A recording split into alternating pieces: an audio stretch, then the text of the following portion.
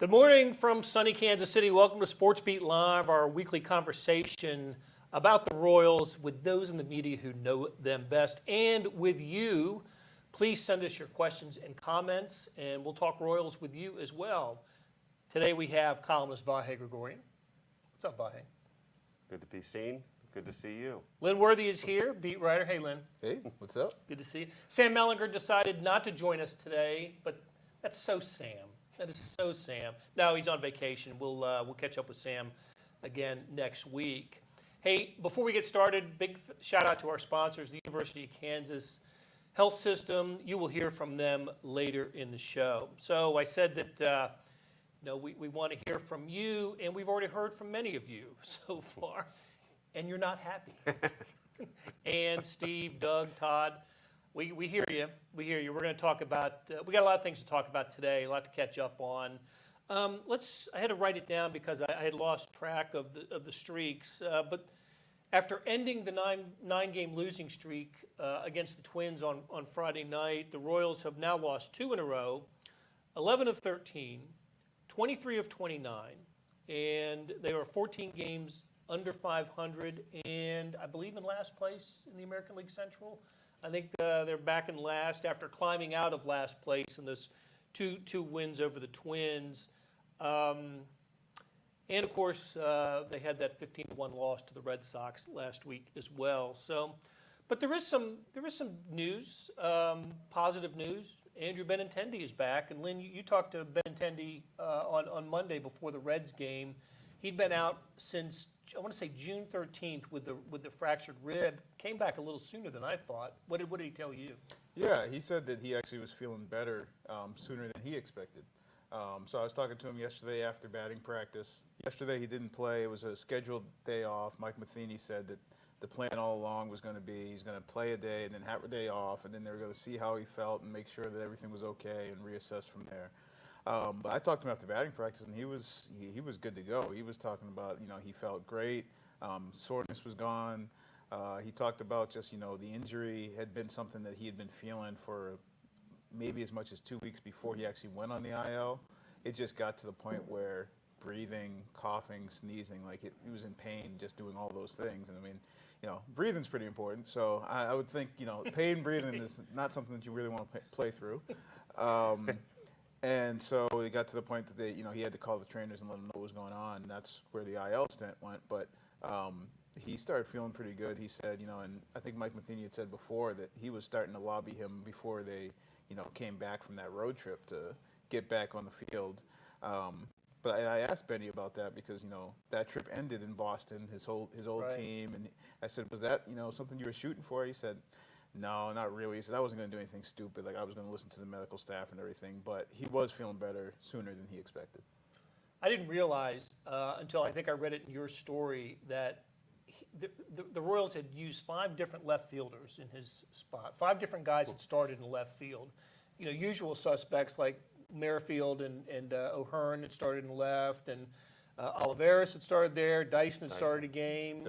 Dozier. Yeah, I mean, it just shows a little bit about the fragility of this team, that they have one of their starters go down, and they've got to mix and match and put all, because now there's a domino effect, right, with other positions, and we've seen it in right field, left field, kind of everywhere, really, with this team. First base, a lot going on. Okay, a couple other things before we get to the main topic, which will address the concerns of many of you. Looks like Scott Barlow is now the closer.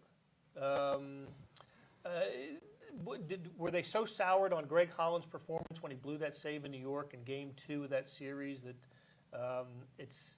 it's just been sort of a little bit of a revolving door at closer anyway, right? Yeah, I mean, I was laughing a little bit when you said that, just because since the beginning of the season, that idea of closer is just not, there's not going to be a designated closer. And I've said that since the beginning of the season. It's something Mike Matheny has said going back to his first year, last year. Like, if you're looking for one guy that's going to be the closer, even if you say right now Scott Barlow is the closer, well, I would not be surprised at all if tonight, when it comes down to it, you see Barlow in, a different role and then somebody else is called on at the end of the game. So there's not going to be a set guy. It's just not, the way that they feel like this bullpen is set up. Even last year, I mean, they sort of settled into where Rosenthal was that guy when he was still on the roster, but there was days that, he didn't close games. They went to Holland. So it's just, they don't feel like they have that. I mean, probably if Starmont was 100% healthy and, doing what he had done in the past, he'd probably be that guy. And we saw where it looked like he was the closer at one point. And I started getting that question from people, oh, is he the closer now? And I said, there is no closer. I think one point early in the season when they were, actually playing really well and winning games, and I think Salvi had like 2 walk-offs in like a week. I was like, Salvi's your closer. That's so. But yeah, there's not going to be a guy. But Barlow, I mean, he's as consistently, efficient and as good as they've gotten that bullpen guy who, I think Witt was just tweeting yesterday about how he should have been an all-star. Yeah. What do you think they lose or do or don't miss by not having a guy that can actually just sort of declare that way? What is the material difference in it? I don't know if there is one, to be honest. I think the way that they had gone with the sort of the high leverage thing where it's like, okay, I mean, I guess if you had a stacked, like they had, the HDH or something like that, then sure, you settle guys into roles and guys get comfortable. They know they're going to pitch around a certain time. They know when to get ready. In everybody's sort of comfortable and it's sort of a rhythm to it. But I think the high leverage thing, it makes sense because it's, if the innings that are most important are the 6th or 7th, right, and you blow it then you're not bringing in the closer anyway in the ninth. Right. So what is it? But he's the closer. So yeah, he's sitting on the bench, watching the end of the game, and you guys lose by 5. So I mean, but they just don't have that sort of a stacked group like you had back in the day to warrant that being the case. Well, and one problem that's affected the development of the bullpen is the ineffectiveness of the starters as well. Until the last couple of days, where Keller went into the 7th inning Sunday, and Minor went into the 7th inning last night. You've had guys, going, out in the 3rd, 4th innings. So now you're using 5 guys out of the bullpen, and really, making things difficult, I think, for Mike Matheny and bullpen choices. What was that? I think the stat was a month of June stat where they had a lot of good ones, a lot of good stats. A lot to work with, yeah. But it was something, just completely affirming your point. I mean, I think it was the fewest amount of started innings, if that's the right term, in the American League, or certainly among the fewest. That sounds about right, yeah. Especially since you've got some openers going there, and then you had... Yeah. And June was obviously like, you had some Kowar starts in there where he went, 2 starts that together, I think, were 2 innings in length. And so, I mean, when you put openers, you put starters who don't Duffy get out of the first. You get Duffy, and then his... even the comeback, the comeback starts where he's only going 2 or 3 innings. So and all those innings get covered by the bullpen. So I mean, if a guy only goes 2 innings, that means the bullpen's covering 7. And so everybody's like, oh, well, why can't they use this guy? And that guy's like, well, they only have so many guys in the bullpen. So I mean, it's not as though they've got. I mean, even the guys who can give you multiple innings, they can't do it every day. Like you can't. Urban Santana cannot throw 3 innings every other day. That's not going to work. So it's funny when I see Urban Santana out there. I know the Royals are behind, and usually it's about the 4th or 5th inning. Although he was in last night later in the game. Next week is All-Star Weekend, and Merrifield did tweet about Barlow. If there was a second Royal to be named to the All-Star team, Barlow would have been as decent a candidate as anybody. He's Royals Pitcher of the Month for May and June. I don't know what that says, but he was. And I think a light case could have been made for Merrifield or maybe even Duffy if it hadn't been for the injury. But the Royals didn't really deserve a second player on the All-Star team. Do you think?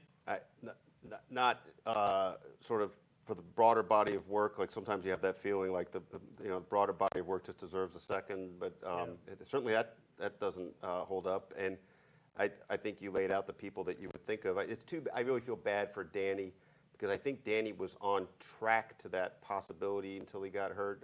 Maybe it wouldn't have worked out, but his numbers were pretty good. And Still are. I mean, for the and limited. still are, but it's just a limited subset. I don't know, Lynn, do you think something more or different?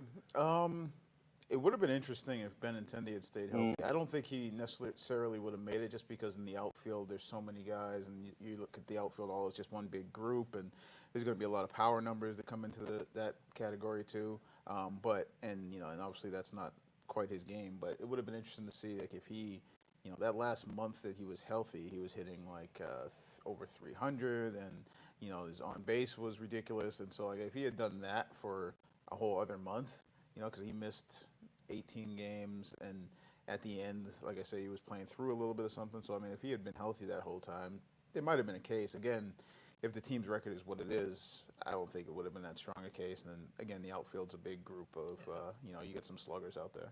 He had a couple of Oppo home runs too, during this hot streak, which I thought he's really on the ball when he's going opposite way with power, and was impressive until he got hurt out in Oakland. So the All-Star game's on the horizon, and it's going to include Salvador Perez not only as the starting catcher, but in the home run derby. That'll be fun. At least it would give Royals fans something to watch on. I think it's Monday night, right? The home run derby, I think. I think so. Yeah. Out at Coors Field, so fun place to have a home run derby as well. He was. I think we found out Friday he was going to be in it. First time for him, and only the fourth Royal ever to participate in the home run derby. This was before you got here, Vahe, a year before you got here, but Billy Butler was on his way to becoming a member of the home run derby lineup until Captain Robinson Cano decided not to select Billy Butler, and Kansas City fans, being what they are, booed the hell out of Robinson Cano during the home run derby. He was fouling pitches back. Anyway, we might be able to talk about that next week during the All-Star week, but it was funny. But the bigger point, and I think the more important point about All-Star weekend, is not the home run derby is going to be fun. Salvi's starting in the All-Star game, but it's the Futures game. And the Royals are going to have two players in the Futures game, Bobby Witt Jr. and Nick Prado. So that'll be fun. And I don't know, Lynn, seems like we do talk about this a lot, but I don't know if we'll see them in Royals uniforms this year, but we're going to see them in Storm Chasers uniforms, aren't we? I would say so, definitely. I'm just not sure what the timing was or is going to be, but I mean, you'd think after the Futures game, I would assume they'd also be in line. I'm not sure how the AA All-Star setup is going to work this year because the minor leagues are reorganized, but I know that in the past, I'd seen minor league organizations, not necessarily the Royals, but where they would let guys stay in a spot for the first half of the year, get some of the accolades, do some of the adjustments, all that sort of stuff. And then after that All-Star game, you start to see guys in late June, July. Of course, that would be in the typical schedule. This is also a year where they didn't start playing games until later. But you'd see those guys start to move up to the next level, and then that group below them move up to that level. So I wouldn't be surprised if you saw something like that, and you start seeing those guys get up to AAA, get their feet wet there, and whether or not you still see the September call-up, I mean, I think it's still in play. But I would expect they're going to be in AAA. I mean, they're, I think I made the joke before with Vahe, that AA murderers row. You gotta, at some point, some of those guys are gonna have to move. I mean, I think I'm not sure what coaching tips you gave him when you went out there to Northwest Arkansas, but Well, I can safely say I learned more from Bobby Witt than he learned from me. And if you've used this line that I used from him about you're either winning or you're learning. I think about that all the time when I'm maybe not winning. But you're learning. Let's just say I think about that all the time. Hey, speaking of one other thing with this, and I don't think Dayton did speak to it Friday, but I wasn't there. But all along he has sort of alluded to June 30th as being, at the end of June we'll maybe reevaluate, sort of specific to the context of Witt, but I assume that involves Nick Prado too at this point. Like, it would be my thought that it might be somewhat imminent that they might be on the way to Omaha, but I don't know. I mean, I just don't think it's been restated in the last few weeks, but that would be my hunch. Well, maybe it's like Lynn said, right after the Futures game. Yeah, And then figure yeah. out what's going on with the AA All-Star Yeah, All-Star game, that's which I about right. don't know. So, but yeah, we are definitely going to see them in AA. And who knows what happens in September, right? I mean, that would be the next interesting date. Okay, let's take a break here. Let's hear from our sponsor, the University of Kansas Health System. And when we come back, we'll address these questions. And I want to talk to Lynn and Vahe about what the Royals should do in the second half of the season. The Kansas City Royals lineup is backed up by the region's strongest team in healthcare, the University of Kansas Health System. We both suit up with one goal in mind: to win. The University of Kansas Health System, official healthcare provider of the Royals. Okay, we're back with Lynn Worthy and Vahe Gregorian. We're talking Royals. They was it Friday? One day during the Twins series, they played their 81st and 82nd game, which is the halfway point of and starting of the second half of the season.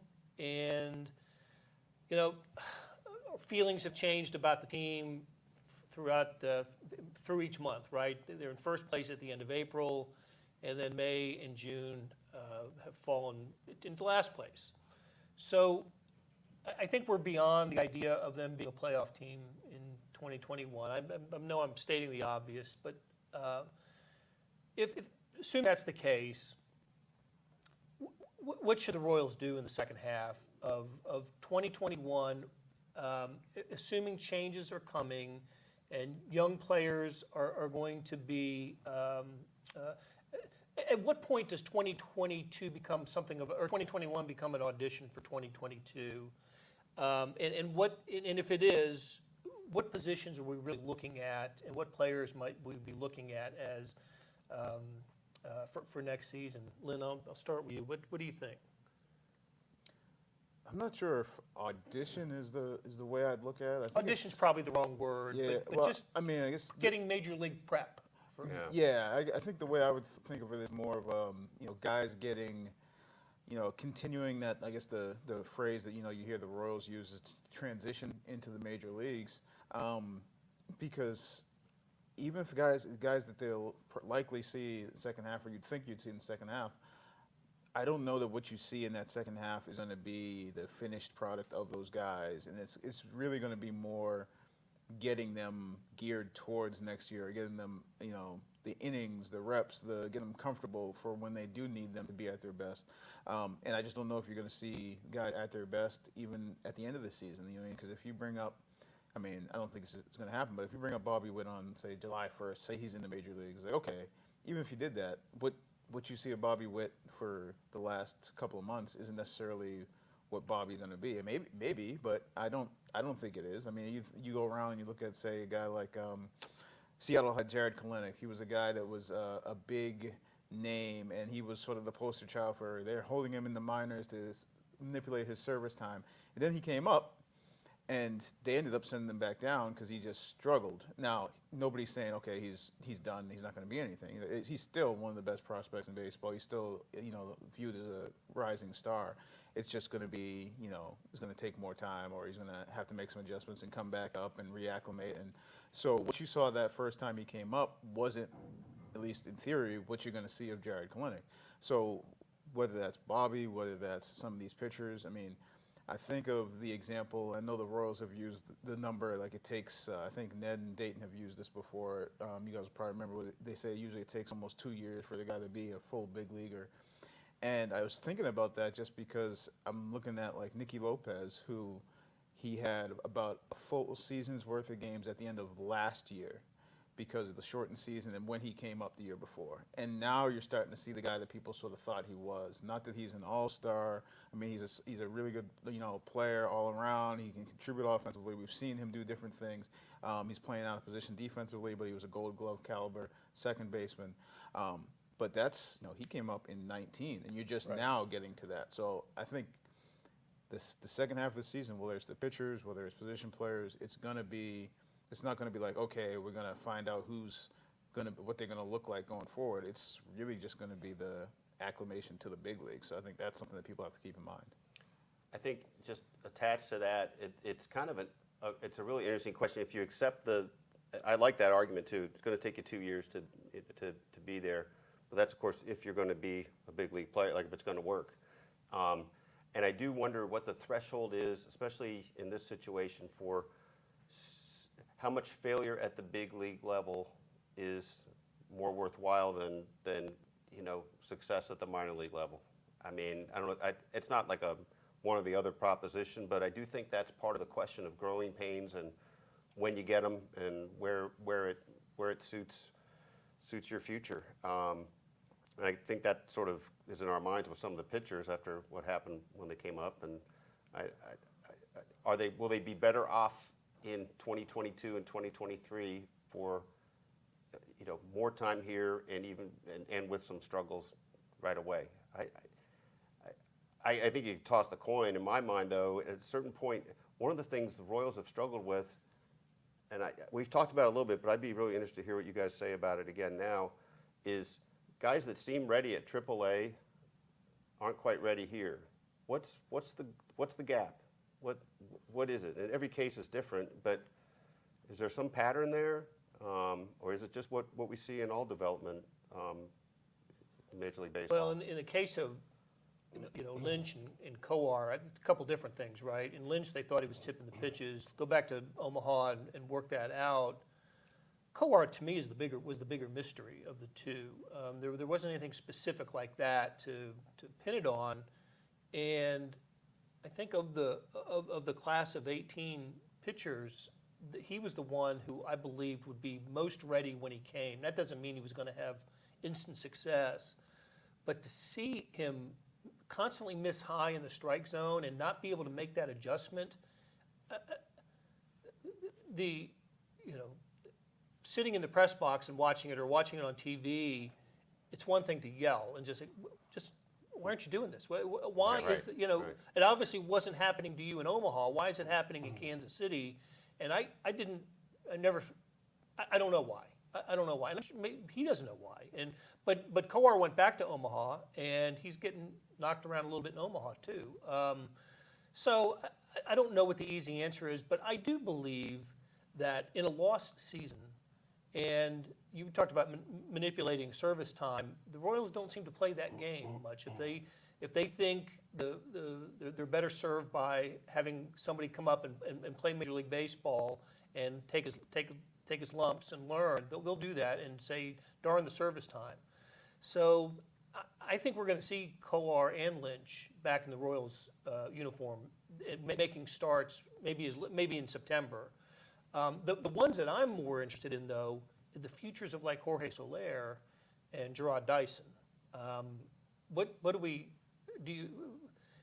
I think we're more than halfway through the season now, and Jorge Solaire he's not hitting. Got the double last night, but when's the last time he hit a home run? I mean, this guy, it seems to be a lost cause with him. So Lynn, what do you think about Solaire? What are the futures of Solaire and Dyson here?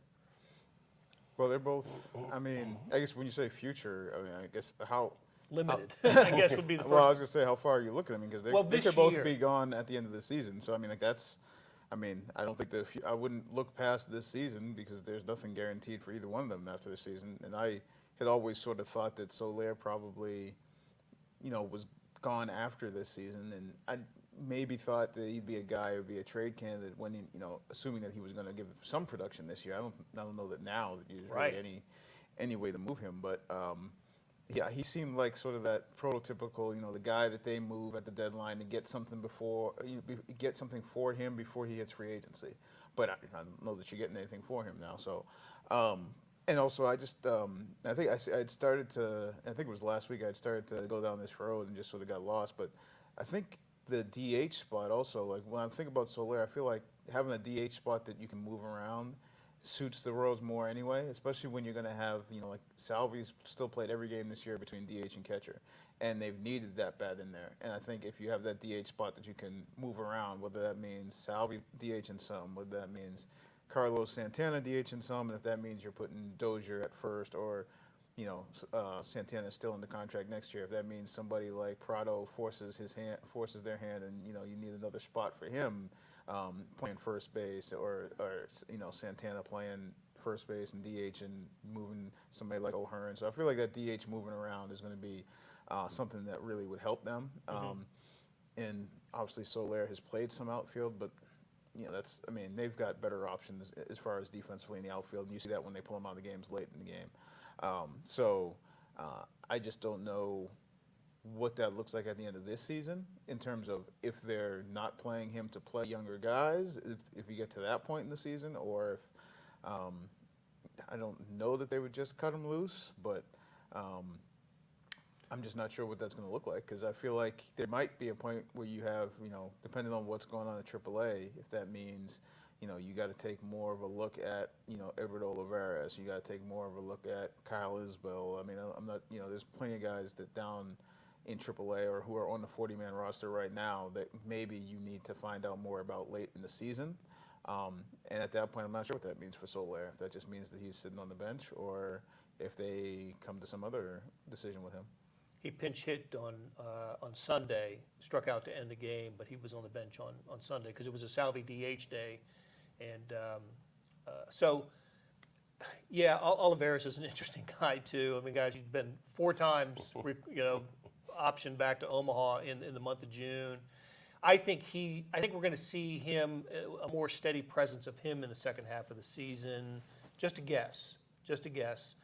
And Ryan O'Hearn in right field has been interesting to me. He's been playing right field in Omaha. He'd only played 1 major league game in right field up until Sunday, and he was the right fielder on Sunday. And I think you said on Sunday that the other time he didn't have any balls hit to him. Right. On Sunday, the one play in particular really stood out, the diving catch in front of him. Really, really nice job. Yeah. And he went back for another one good, on the warning track, made a really nice jump catch. on it. Yeah, so yeah. at least in those 2 instances, he looked like he could play that position, and they want to take advantage of a guy whose bat was it was hot enough that he was the AAA East Player of the Month, and then he comes back and he hits the home runs in New York and shows power, and so I think they want to give him a long look in the outfield too, and maybe he's a year ahead of, using your example of Nicky Lopez, which I thought was really good, right? That maybe it's time for Ryan O'Hearn to be a regular 25-man roster guy, or at least think about him in those terms. It might be. It's just going to be a question of the guys who are coming behind that, and what that roster is going to look like. What you're doing with some of these, whether it's Olivares or Isbell, or when Prado comes knocking on the door, and you still have Santana under contract, and so that's the I think the last part of the season might be just trying to find some of those questions out, and maybe that's the last part of the season. You mentioned Olivares, and I'm just still wondering, like you said, maybe we see him more regularly. And I'm probably just going to cause trouble by mentioning this, but I'm thinking if Mondesi is healthy and on the field, then I don't know whether or not you have a whole lot of Olivares regularly, because maybe that means you have that Nicky Mondi up the middle, and then maybe you're playing Witt in the outfield, and then you have like a steady outfield, because you'd have Benny, Witt, and Taylor.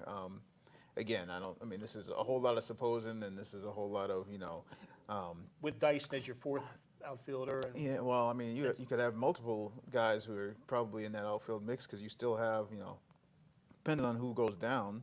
If Dozier's still here, he's third base / outfield. If O'Hearn's still here, he can maybe play some outfield.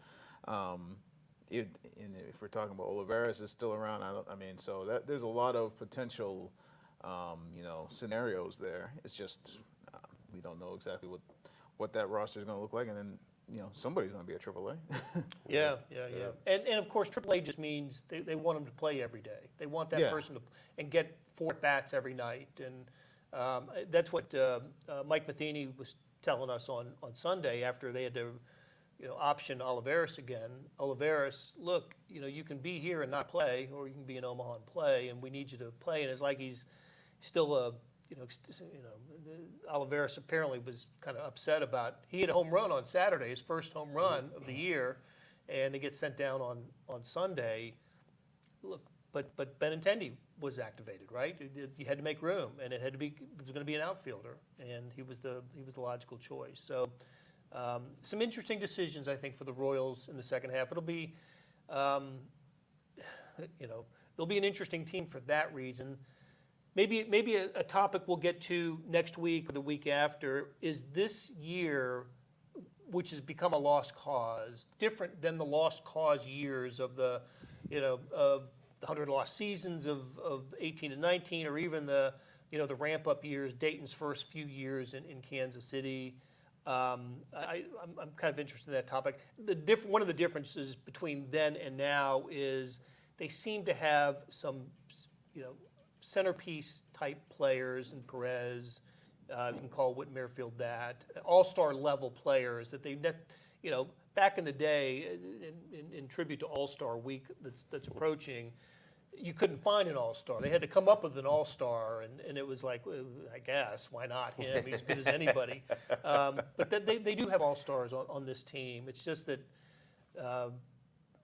they just can't put it all. They just can't put it all together, right? They hitting, pitching, bullpen starting. It's just not there. And we will get to, a lot of people are asking about, the futures of Mike Matheny, of Dayton Moore. Let's end on this with this question. Nothing's happening to Mike Matheny, of course, this year. Vahe, we know Dayton Moore. He's gonna tough this thing out, isn't he? He spoke on Friday. Yeah, 100%. My notion of it is that, and Dayton being Dayton. I mean, I'm not sure a lot of general managers make sure they make themselves available after that was what was it, nine game losing streak? Yeah, 9-game losing streak. Returned home for the first home game. You're there, and there's a lot we don't know about behind the scenes, right? But I'm of the mind from people I've talked to in the past that there's fairly good alignment between Dayton and John Sherman for somewhat early in this relationship, and I think Dayton laid out a lot of reasons that will be unsatisfying to some people, but if you went into the season, I think you had a legitimate reason to think Solaire and Dozier would be more productive than they are. Certainly Brad Keller. You had, I guess, legitimate hope that Mondesi would be able to play. I wonder how different this team looks with those things, just 4 or 5 things being a little different. But every team goes through that, right? So their depth has been exposed. Excuse me. So I don't feel like he's in danger. I get why there's unrest, but I do think there's also reasons this season has gone differently than might have been expected. And I also don't think that anybody thought, other than me being ridiculously overly optimistic before the season, I was enjoying the idea that I was going to be able to gloat when I said I thought they were going to win about 84 or 85, and now I'm just having to own up. But I just think that it was not really thought this was the year they were going to win the division, right? And that this was going to be another building block year. Problem is, it doesn't feel like much building. I mean, regardless of what you thought this year was, how it was going to connect to the future, this hasn't been anything promising at all. Well, that's that thought connecting to the future. To me, that's what the second half of the season, for the most part, is going to be about. So, and your overly optimistic nature serves you well, Vahe. It really does. All right, so for Vahe and Lynn, I'm Blair. Beth Welsh was our producer, did a great job. Thank you so much for tuning in, and to Ann, Steve, Doug, Lars. Appreciate all your comments and questions. Good stuff. We'll talk to you again next week. Thanks for joining us.